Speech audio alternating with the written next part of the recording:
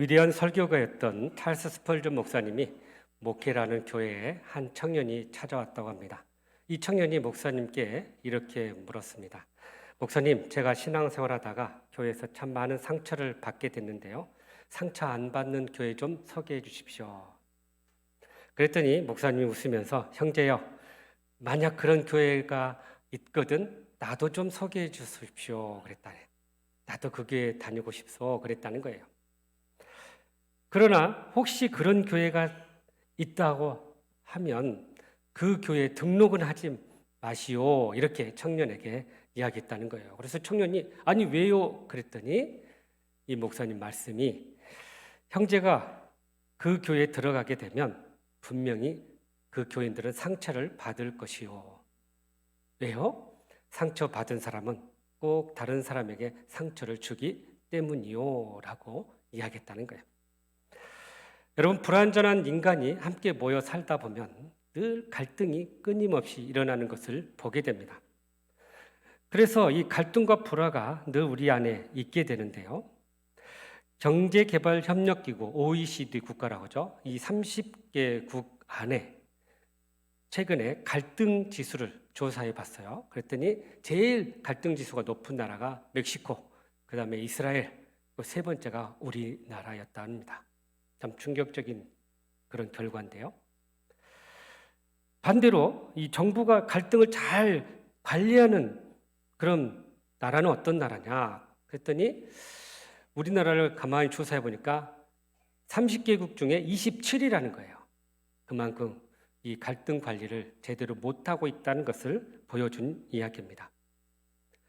삼성경제연구소에서 이 사회 갈등의 수준을 지수로 만들었어요. 몇 가지 지표가 있는데 예를 들면 소득 불균형의 정도, 민주주의의 성숙도, 또 이 정부 정책의 효율성 이런 몇 가지 지표를 가지고 조사를 했다는 거예요. 그런데 이러한 사회적 갈등에 따른 경제적 비용이 무려 250조라는 거예요. 서로 막 힘들고 갈등하는데 그것을 해결하는 데 들어가는 비용이 이렇게 많다는 거예요. 놀라지도 않으세요. 250조 어마어마한 비용이에요. 한 나라의 한 해 예산과 맞먹는 거예요. 그만큼 이 갈등이 얼마나 우리 사회에 큰 해악을 주고 있는가를 이야기하고 있습니다. 그래서 이 갈등을 잘 관리하냐에 따라서 그 나라가 건강하냐, 그렇지 못하냐, 그 차이가 있다는 것입니다. 오늘 말씀은 이 아브람과 조카 롯의 갈등이 이렇게 나오는 이야기입니다. 기근으로 인해서 애굽에 내려갔다가 정말 그곳에서 큰 봉변을 당할 뻔했는데 정말 하나님의 은혜로 다시 가나안 땅으로 돌아오게 됐어요. 그런데 돌아올 때 그냥 온 게 아니라 그것도 하나님의 은혜로 많은 재물을 얻어서 돌아오게 됩니다. 시간이 흘러서 서로의 재물들이 많아지고 가축도 많아졌어요. 그래서 아브라함의 가축을 지키는 목자들과 또 롯의 가축을 지키는 목자들이 서로 다투기 시작했어요. 여기는 우리 땅이니까 오지 마라. 이거 우리 소 아니냐, 우리 염소 아니냐, 그쪽으로 넘어간 것 같다. 그런 일들이 자꾸 반복되게 일어나는 것이죠. 그러니까 소유가 많아졌고 또 동거하면서 서로 지역이 좁으니까 이런 어려움을 겪게 되었던 것입니다. 그런데 아브라함이 이 어려움을 아주 슬기롭게 잘 극복하게 되는 이야기예요.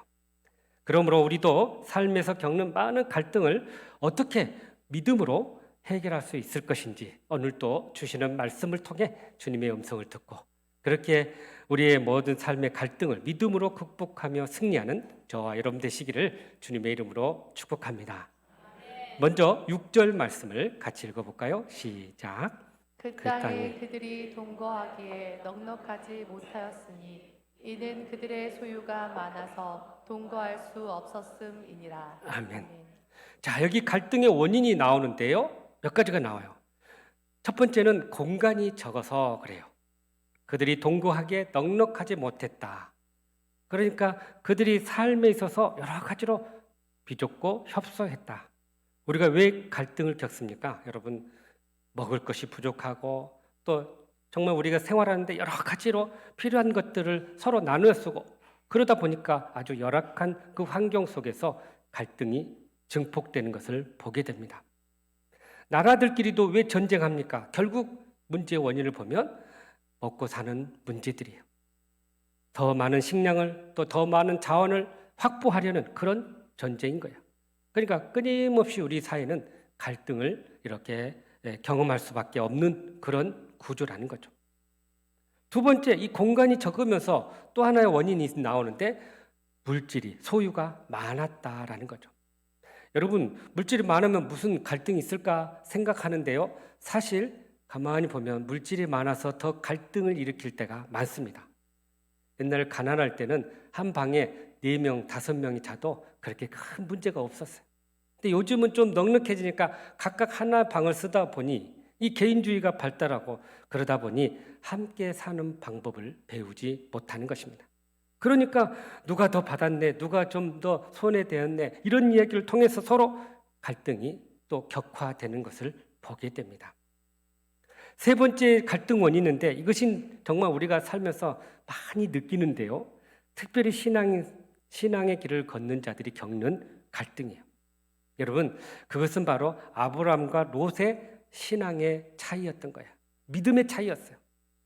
우리가 알다시피 아브라함은 하나님의 말씀을 듣고 말씀을 따라서 이 가나안 땅에 온 사람이었어요. 그런데 롯은 하나님의 말씀은 간접적으로 들었고 사실은 삼촌을 따라서 온 거예요. 그러니까 사람을 따라온 사람과 말씀을 따라온 사람의 차이는 클 수밖에 없는 것입니다. 아브라함은 하나님의 말씀이 그의 삶의 기준이 되고 말씀을 따라서 그는 생활했던 자고, 롯은 그것에 비해서 합리적이고 이성적인 판단을 앞세워서 살아가는 그런 자였던 거죠. 이렇게 집안 안에서 믿음의 차이 또는 신앙의 차이로 인해서 오는 갈등들이 오늘날도 우리의 믿음의 성도들 안에서 수없이 일어나고 있다는 거예요. 그렇다면 이런 갈등의 상황을 어떻게 극복할 수 있을까요? 이러한 문제 상황 속에서 현실적인 문제만 이렇게 집착하다 보면 문제 해결점을 찾을 수가 없어요.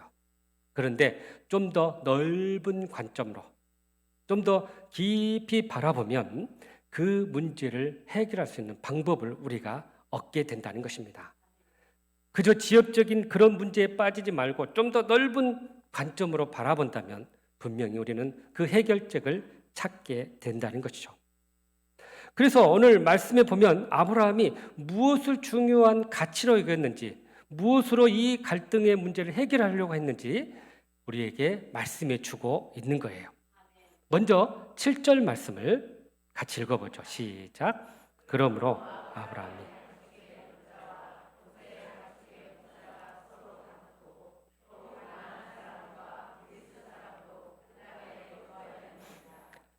가축을 이렇게 돌보는 목자들끼리 서로 싸웠어요. 막 싸움이 있는데 갑자기 하반절에 이런 표현이 나와요.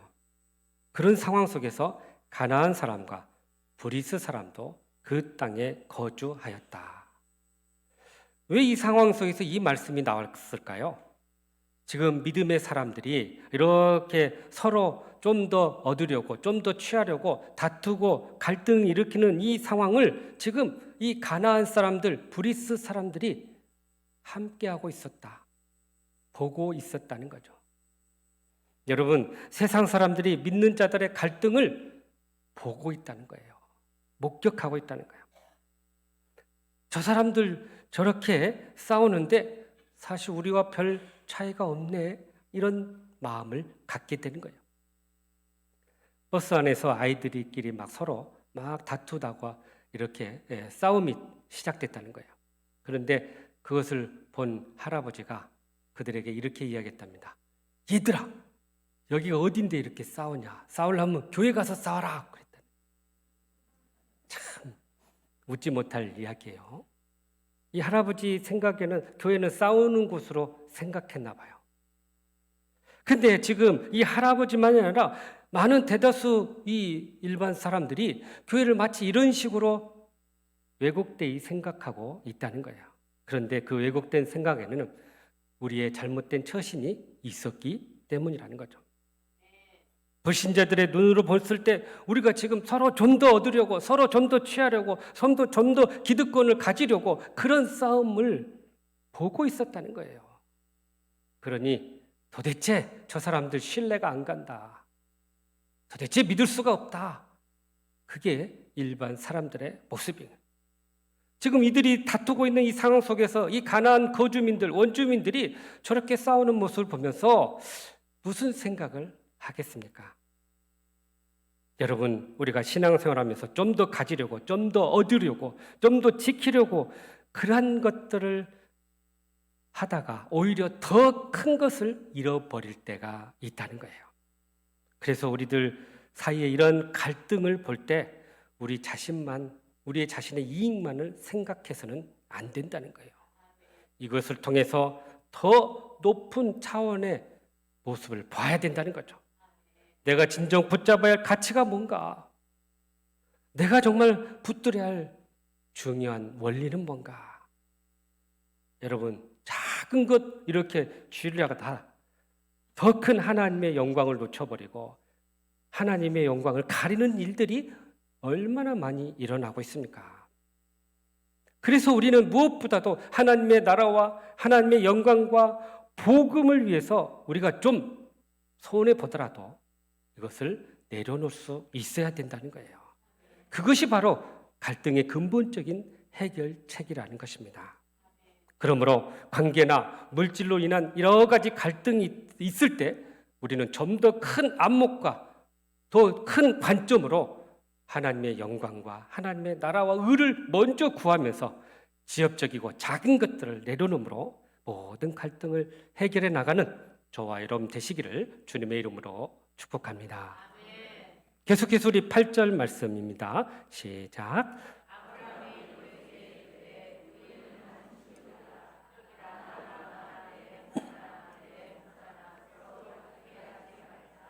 아멘.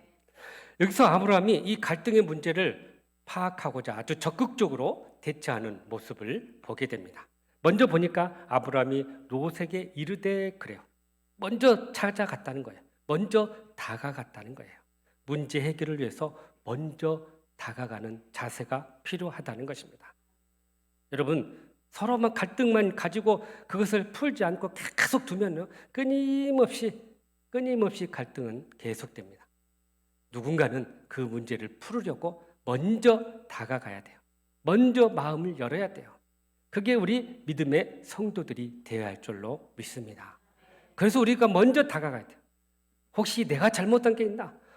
혹시 뭐가 문제인가? 이것을 우리가 파악하기 위해서는 먼저 우리가 마음을 열고 손을 내밀고 그들에게 다가가야 한다는 것입니다. 그래서 아브라함이 먼저 롯에게 다가간 거예요.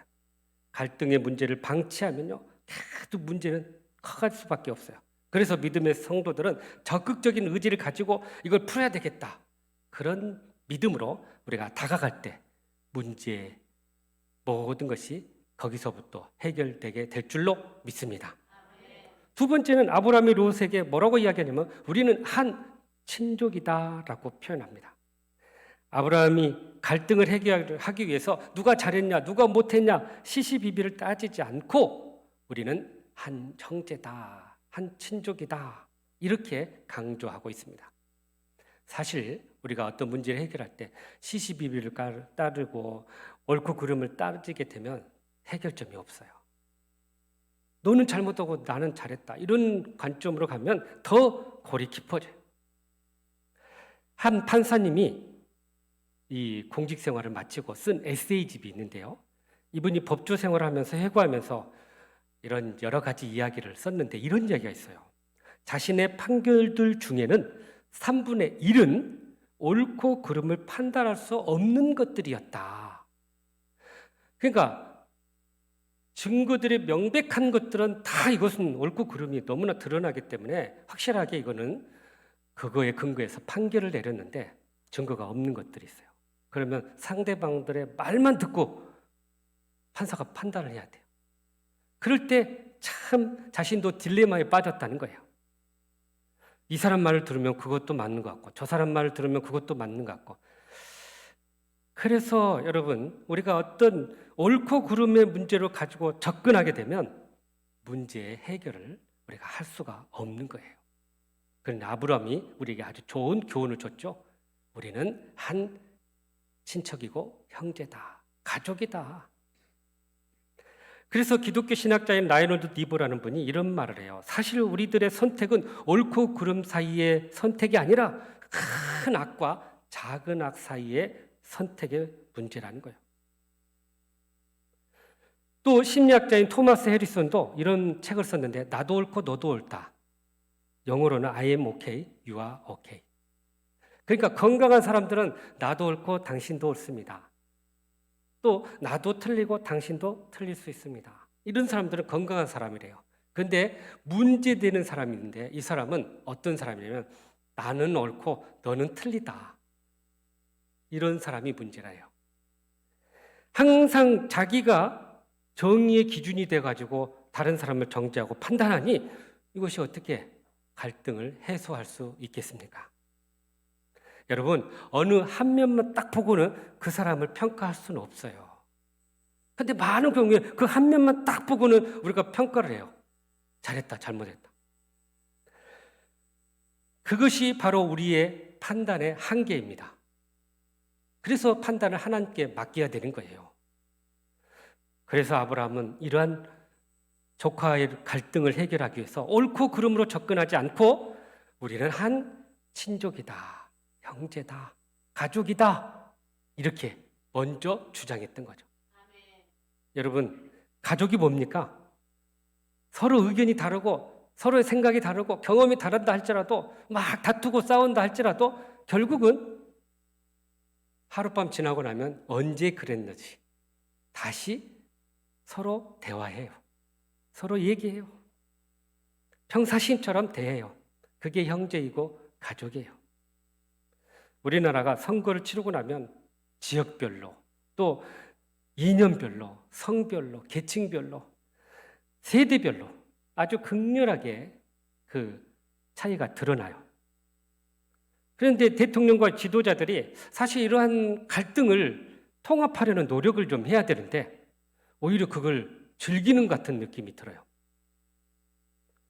무엇보다도 우리가 이런 문제에 있어서 옳고 그름보다는 한 형제다, 한 민족이다, 우리가 하나로 뭉쳐서 이 일을 해결해야 된다 하는 이 한 형제 의식을 가지고 나아갈 때 우리는 서로를 이해하게 되고 용납하게 되고 더 그들의 모든 상황들을 받아들이게 될 줄로 믿습니다.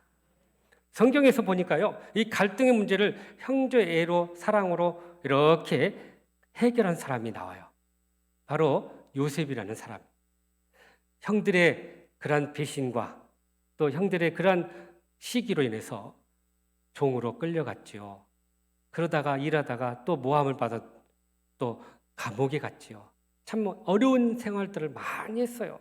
근데 하나님 은혜 가운데 정말 총리 자리에 오르는데 나중에 이 가나안 땅에 기근이 생겨갖고 이 식량을 거두러 이렇게 얻으러 온 형제들을 보게 됐네요. 나중에 이제 자기가 동생이라는 걸 밝히면 서로 극적인 상봉을 하는데 그때 요셉이 형들에게 한 말이 있어요. 이런 말이에요. 하나님이 우리를 구원하시려고 나를 먼저 이곳에 보내셨다. 우리 같으면 일반적인 사람들은 당신들 말에 어떻게 그럴 수 있어? 내가 오늘 잘 만났다. 오늘 나랑 한번 끝장을 내자. 이럴 줄 몰라요. 그런데 역시 믿음의 사람은 달랐어요. 이 모든 것을 하나님의 섭리로 받아들였어요. 그래서 하나님이 우리를 구속하려고 나를 먼저 보내셨어. 형들 걱정 마. 우리 여기서 다시 살자. 행복하게 살자. 하고 화해의 손을 내밀었던 거죠. 또 하나 갈등 상황이 있었는데요. 이 사사시대에 기드온이라는 사사가 있었어요. 이 주변에 미디안 연합군들이 13만 5천 명이 쳐들어왔어요. 그랬을 때 이 기드온이 이 300명의 용사를 모집해가지고 그들을 대적하러 갑니다. 그래서 하나님의 은혜 가운데서 그들을 대적하죠. 이겨내었어요. 그런데 전쟁이 막바지에 끝날 무렵에 에브라임 지파들이 참여를 해요. 그래가지고 적장들 몇 명 죽이고 자기들의 공을 내세워요. 그리고 하는 말이 기드온에게 왜 전쟁이 일어나는데 우리 안 불렀냐고 막 항의를 하는 거예요. 사실 불렀어요. 근데 자기들이 늦게 오놓고는 이렇게 트집을 잡은 거예요. 기드온은 므낫세 지파의 리더였는데, 그러니까 여러분 이 므낫세나 에브라임은 요셉 지파의 요셉의 그 아들들이잖아요. 둘이 또 그렇게 또 싸워요. 그렇게. 그러니까 므낫세 잘 나가는 거 보기 싫어서 늦게 있다가 나중에 들어가 가지고 막 또 이제 그렇게 태클을 거는 거죠. 그런데 놀랍게도 이 기드온이 뭐라고 대답하냐면 이렇게 대답을 합니다. 당신들의 끝물이 나의 만물보다 낫습니다. 당신의 끝이 나의 제일 처음보다 낫습니다. 이렇게 표현을 해요. 그러니까 막 화났던 사람들이 마음이 이렇게 수그러진 거예요. 당신들 이렇게 더 능력 있고 힘 있는데 나보다 훨씬 나은데 저는 아무것도 아닙니다. 그러면서 자기를 낮춰버리고 상대방을 높여버리니까 이 사람들을 그것을 다 내려놓고 다시 자기 지역으로 돌아갔던 거죠. 여러분, 그러니까 결국 자기를 낮추고 하나님의 섭리라고 깨달으면 이러한 것들을 이겨낼 수 있다는 거죠.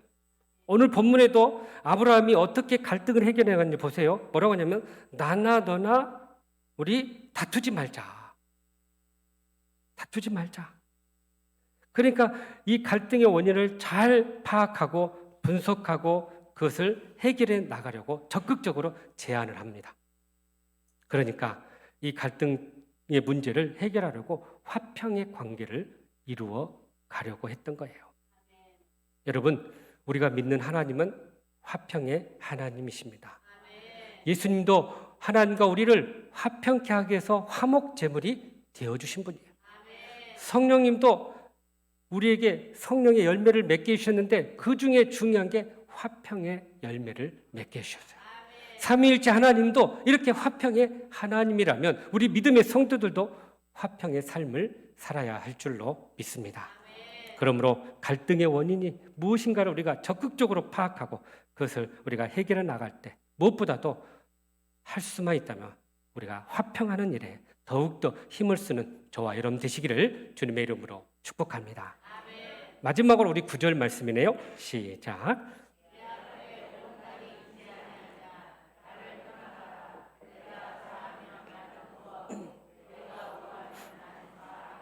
아멘. 아브라함이 롯과 갈등의 문제를 파악하고 아주 극약 처방을 내립니다. 분가하기를 원했던 거예요. 그래서 나를 떠나가라. 내가 좌하면 나는 우하고 네가 좌하면 내가 우하겠다. 그런데 놀라운 것은 롯에게 먼저 선택권을 주었다는 거예요. 예나 지금이나 장유 유사의 문화는 동방이든 서방이든 다 똑같아요. 그런데 오늘 보니까 이 화평의 관계를 유지하기 위해서 먼저 상대방을 배려해주고 선택하게 했다라는 사실입니다. 여러분, 선택이라는 말 두 가지 영어 단어가 있는데 하나는 choice고 하나는 decision이에요. 초이스는 여러 것 가운데 하나를 선택하는 것이고 디시전은 모든 것 다 포기하고 하나만 딱 이제 결단하는 거죠.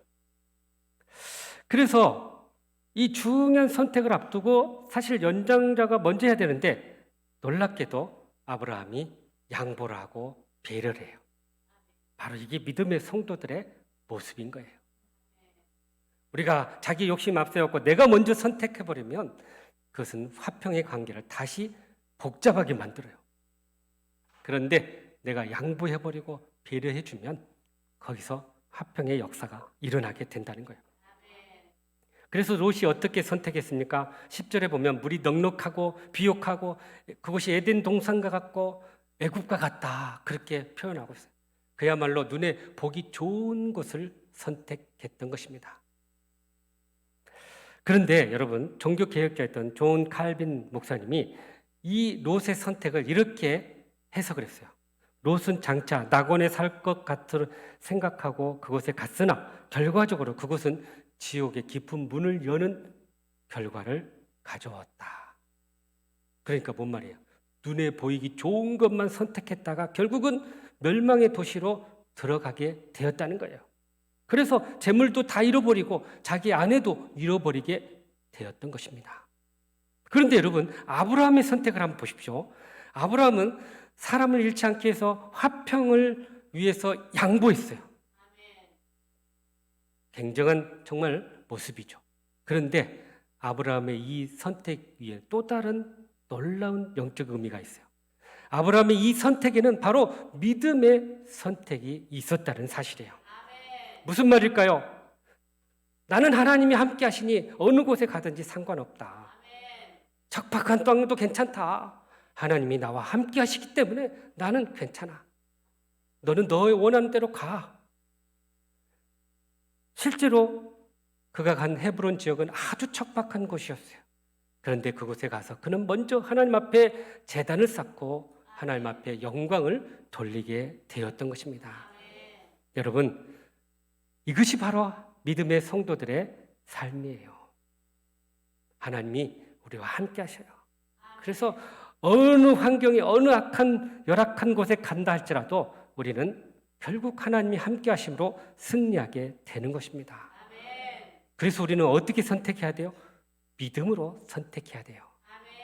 고린도후서 5장 7절 말씀 같이 한번 읽어보죠. 시작. 이는 우리가 믿음으로 행하고 보는 것으로 행하지 아니하노라. 아멘. 롯은 보는 것으로 행하다가 멸망의 길을 갔지만 아브라함은 믿음으로 행하여서 결국은 하나님의 놀라운 축복을 받게 되었던 것입니다. 믿음은 보이지 않는 하나님의 뜻과 섭리와 가치를 선택하는 거예요. 그래서 아무리 환경이 나쁘다 할지라도 그것이 하나님이 함께 하시는 곳이라면 그런 복된 길을 걸어가게 되는 것입니다. 믿음의 선택에는 지금 당장 이익이 없고 유익이 없고 또 편리하지 않는다 할지라도 나중에 보면 그것이 다 합력해 선을 이루는 놀라운 축복을 누리게 된다는 사실입니다. 그래서 우리는 선택할 때 육적이고 또 세상적인 선택보다는 영적인 믿음의 선택을 해야 할 줄로 믿습니다. 육적인 거, 세상적인 거 좋아 보입니다. 그러나 그것은 끝은 멸망의 길인 거예요. 그러나 영적인 믿음의 길은 놀라운 행복과 형통과 축복이 기다리고 있다는 것입니다. 그래서 예수님께서 우리에게 말씀하시기를 넓은 길로 가지 말고 좁은 길로 가라라고 말씀해요.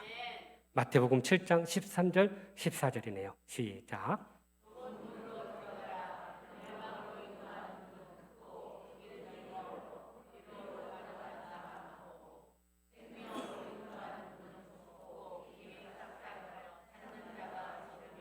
아멘. 많은 사람들이 넓은 길을 가고 싶어 해요. 좀 더 편리하고 쉽고 편안한 길을 가고자 해요. 신앙생활도 그래요. 좀 더 편하고 쉬운 신앙생활을 하고 싶어 해요. 그런데 여러분, 신앙생활의 넓은 길을 가면요, 은혜도 없고 복도 없고 상급도 없다는 거예요. 좀 불편하고 좀 힘들어도 좁은 길을 가는 사람들에게는 상급이 있고 면류관이 기다리고 있다는 것입니다. 우리가 이제 새성전에 이제 곧 입당하게 됩니다. 드디어 정말 놀라운 역사들이 일어나고 있어요, 여러분. 매번 가면서 이렇게 볼 때마다 얼마나 감격스러운지 모릅니다. 야, 하나님이 이렇게 하셨구나. 그곳에 가서 예배 드릴 모습들, 또 그곳에서 우리 성도들 함께 신앙생활의 모습들을 생각하면 얼마나 감격스러운지 모릅니다. 그런데 여러분, 우리가 누릴 것만 생각해서는 안 된다는 거예요. 거기에 들어가서 우리가 감당해야 할 사명들이 있어요. 그래서 우리가 더 많은 봉사자들이 필요하고 더 많은 헌신자들이 필요한 거예요. 안내, 주차, 차량, 또 방송, 이제 카페까지, 식당까지. 이것을 감당할 때 우리가 좁은 길을 걸은 거예요. 주님의 뜻을 따르게 되는 것입니다. 그래서 우리는 그 성전에 가서 행복하고 누리는 것도 필요하지만 우리가 감당해야 할 사명이 있고 우리가 감당해야 할 헌신이 있다라는 사실입니다. 그것이 바로 좁은 길이에요. 그 길을 걸어가야 할 줄로 믿습니다. 많은 믿음의 선배들 또 많은 선교의 그 사역자들이 정말 편하고 사회적으로 성공한 길을 접어두고 이 좁은 길을 걸어갔을 때 그들을 통해 많은 하나님의 열매와 또 많은 구원의 역사들이 일어났던 것입니다. 윌리엄 캐리가 그랬고요. 찰스 서드 선교사님이 그랬어요. 이처럼 우리가 믿음의 세계를 바라보고 좁은 길을 걸어가며 그렇게 주님을 위해서 더욱더 헌신할 때 우리의 모든 삶이 복되고 형통하게 될 줄로 믿습니다. 그러므로 믿음의 선택을 하고 좁은 길을 걸으면서 놀라운 영적인 축복을 경험하는 저와 여러분 되시기를 주님의 이름으로 축복합니다. 사랑하는 성도 여러분, 여러분의 삶에는 어떤 갈등이 있습니까? 이 갈등을 믿음으로 극복하기를 원하십니까? 그렇다면 오늘 주신 말씀처럼 먼저 관계나 물질로 인한 이런 갈등보다는 좀 더 넓은 관점으로 하나님의 나라와 영광을 바라보며 이 문제를, 이 갈등을 해결해 나갈 수 있기를 간절히 바랍니다. 또한 이 갈등의 문제의 원인을 파악하고 적극적으로 이걸 대처하면서 모든 사람과 더불어 화평을 이룰 수 있기를 간절히 바랍니다. 나아가서 먼저 양보하고 먼저 믿음으로 선택함으로 놀라운 영적인 축복을 누릴 수 있기를 간절히 바랍니다. 그리하여 모든 갈등을 믿음으로 극복하고 승리하며 영광 돌리는 저와 여러분의 삶이 되시기를 주님의 이름으로 축복합니다. 기도하겠습니다. 사랑과 은혜가 풍성하신 하나님, 참으로 우리의 삶에 많은 갈등과 고통과 상처의 아픔이 있습니다. 그러나 우리가 정말 먼저 믿는 자로서 이것들을 적극적으로 해결해 나가고 더불어 화평을 이룰 수 있게 하여 주시옵소서. 작은 지엽적인 것에 매이지 않고 더 큰 하나님의 나라와 영광을 바라보며 먼저 양보하고 먼저 믿음으로 선택하며 하나님의 일을 이루어가는 우리 모두가 되게 하여 주시옵소서. 예수님의 이름으로 기도하옵나이다. 아멘.